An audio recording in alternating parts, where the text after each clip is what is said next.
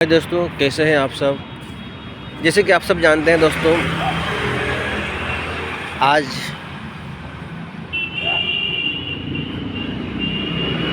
दिल्ली चुनाव के वोट गिनती चल रहा है और बीजेपी का बढ़त दिखाई दे रहा है।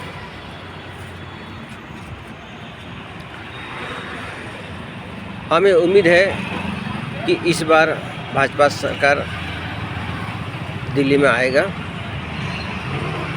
दोस्तों, मैं एक बात और कहना चाहता था आप सभी को। अमेरिका दुनिया का नंबर 1 सुपर पावर है, इसमें कोई शक नहीं है। वो सामरिक रूप से भी और आर्थिक रूप से भी वो सुरक्षित है, महाशक्ति है। पूरी दुनिया में अमेरिका चाहता है कि उसके इशारे पर ही दुनिया चले, और पश्चिम देशों का भी। इसलिए वो लोग नाटो संगठन बनाया है ताकि दुनिया के दूसरे हिस्सों देशों में वो अपने मनमानी कर सकें। जो अमेरिका अपने आप को सेकुलरवादी कहता है, हमेशा मानवाधिकार का रोना मगरमच्छ का आंसू रोता है। जो अमेरिका कहता है कि हम दुनिया के सबसे पुराने डेमोक्रेसी हैं। जी हाँ दोस्तों, मैं उस अमेरिका को कह देना चाहता हूँ कि क्षेत्रफल के दृष्टि से देखा जाए तो भारत भले ही आपसे छोटा है, पर दुनिया का सबसे बड़ा लोकतंत्र देश भारत ही है। आज अमेरिका वहाँ पर गए अप्रवासियों लोगों को, जिसे अवैध घुसपैठी कहा जाता है, उन्हें जोर जबरदस्ती धर पकड़ करके अपने वायुसेना में उनके देश भेज रहा है। अच्छी बात है। कुछ भारतीय लोगों से मैं निवेदन करना चाहूँगा कि अमेरिका क्यों जाते हैं आप लोग। अरे भैया, आप चाषबास कीजिए, खेती बाड़ी कीजिए, बिजनेस कीजिए। इंडिया में आप लोग का जीने के लिए बहुत सारी चीज़ है, आप उसको छोड़ के क्यों भाग रहे हैं दूसरे देश, वो भी डॉलर का लोभ में। अमेरिका आए दिन वहाँ गोलीकांड होता है, आप जानते नहीं। काला गोरा का भेद वहाँ अभी भी मिटा नहीं है।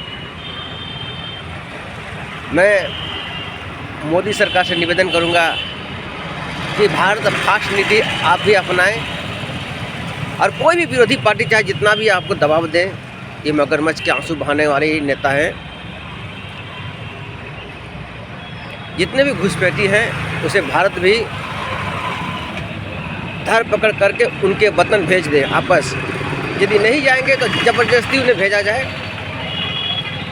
या समुद्रों में डुबा दिया जाए, क्योंकि ये लोग कहीं ना कहीं फ्यूचर में हम आदिवासियों के लिए बहुत खतरा बन सकते हैं।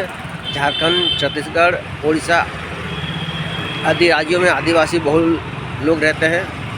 कहीं ना कहीं ऐसा ना हो कि हम लोग का रोजगार, जल, जमीन, जंगल, ये लोग फ्यूचर में कब्जा ना कर लें। कांग्रेस का चाल देखिए। पहले तो उन्होंने हिंदुओं के मर्दों को ज़बरदस्ती नसबंदी कराया और मुसलमानों को छूट दिया। हाँ, ये कांग्रेस इतना घिनौना राजनीति किया है फ्यूचर में। जी हाँ दोस्तों, और वोट देने के लिए ये बांग्लादेशियों को यहाँ बसाया। कर दीजिए ना आप सभी हिंदुस्तानियों को नसबंदी, और बाहर के रोहिंग्या और बांग्लादेशियों को यहाँ पर लाइए। हाँ, हमारे देश में जितना आबादी है उस हिसाब से संसाधन की कमी है। आप लोग उन्हें बाहर क्यों नहीं भेज रहे हैं, जब वो अमेरिका जब कर सकता है, सुपर पावर अमेरिका जोर जबरदस्ती भेज सकता है दूसरे देश के नागरिकों को। तो आप लोग इंडिया गवर्नमेंट और विपक्ष पार्टी एक होकर के हमारे देश के जितने भी घुसपैठी हैं और अनलीगल जो लोग यहाँ रह रहे हैं, उन्हें भगाने में आप लोग को दिक्कत क्यों हो रहा है। क्यों? कब तक ये मानव अधिकार का दुहाई देते रहोगे?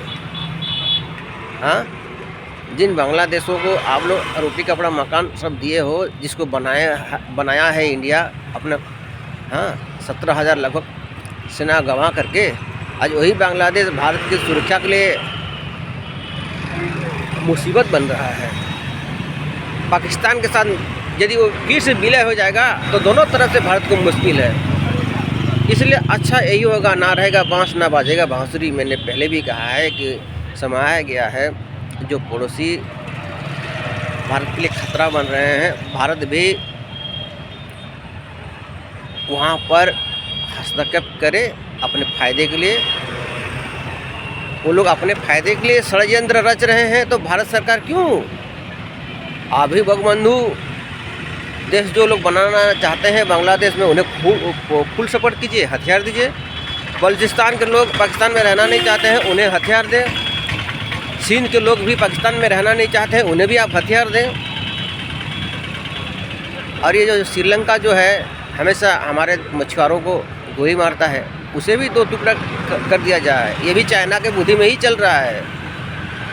तमिल देश वहाँ बनाया जाए। साथ ही साथ नेपाल को भी 2 टुकड़ा करने का समय आ गया है। अब साउथ नेपाल और नॉर्थ नेपाल। साउथ नेपाल में ज़्यादातर हम हिंदी पट्टी लोग ही रहते हैं, हमारे हिंदू भाई लोग ही रहते हैं वहाँ पर। पाकिस्तान तो 4 टुकड़ा होगा ही होगा।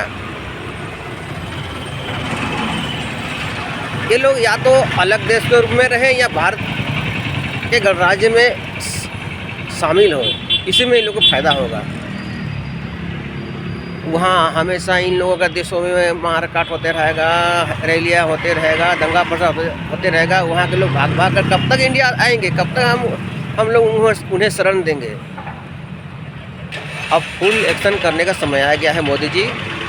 आप जितने भी अप्रवासी नागरिक हैं, जो रूल के हिसाब से जो लोग अनलीगल हैं, उन्हें धरपकड़ कीजिए। देशवासी सभी लोग आपके सच्चे देशवासी सभी आपके साथ रहेंगे। दिल्ली में भी जो कुछ हुआ, चुनाव के नतीजों ने साफ कह दिया है कि लोग धीरे धीरे भाजपा को आप पसंद कर रहे हैं। आप जो झूठ पार्टी का एक सहारा लेता है, हमेशा झूठे बात करने में अरविंद केजरीवाल को कोई भी नहीं हरा सकता। इसे भी वो IPS के ऑफिसर थे, तो दिमाग वाला नेता तो है, पर राजनीति में आने के बाद उनके मन में भी क्या कहो, झूठ बोलने का आदत बन गया है। ईमानदारी से शायद वो दिल्ली को यदि शासन किए होते तो शायद आज वो ना हारते। जय हिंद दोस्तों।